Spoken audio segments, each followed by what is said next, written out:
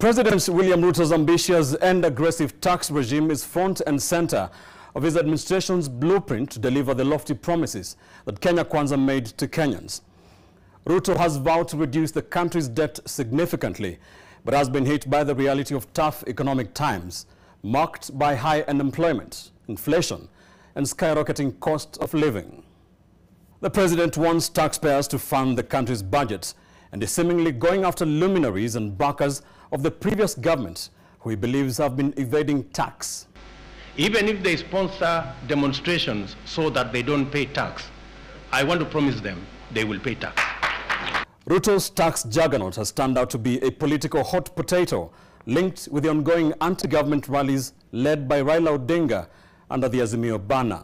The Kenya Kwanza government is effectively going after the family of founding President Jomo Kenyatta with accusations of unfair tax breaks granted in the immediate former regime during the reign of Uhuru Kenyatta, Kenya's fourth president. Usijali hii watu wanapiga mdomo, acha wapige bana.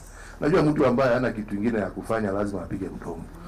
Nandi Senator Cherargei intends to propose an amendment to Section 73 of the Estate Duty Act of 1964, revised in 2012, which effectively exempted the country's first two presidents, the late Jomo Kenyatta and the late Daniel Arap Moi, from paying tax on their vast estates, in a piece of legislation that borrowed heavily from the colonial administration. However, Cherargei's proposed amendments and its intention have been questioned, with legal experts arguing it might not apply since the Law of Succession Act was passed back in 1982, meaning that the Estate Duty Act does not apply to anyone who died post-1982.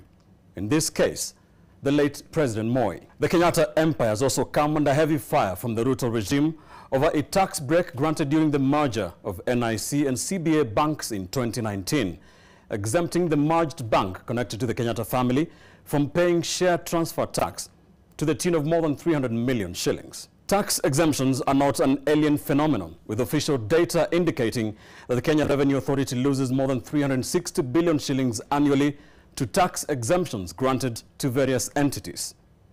As President Ruto continues to train his guns on people he terms as big fish, possibly getting away without paying taxes, pundits have been quick to punch holes into his approach, pointing at key figures in the Kenya Kwanza government who have had tax queries hanging over their heads in recent months.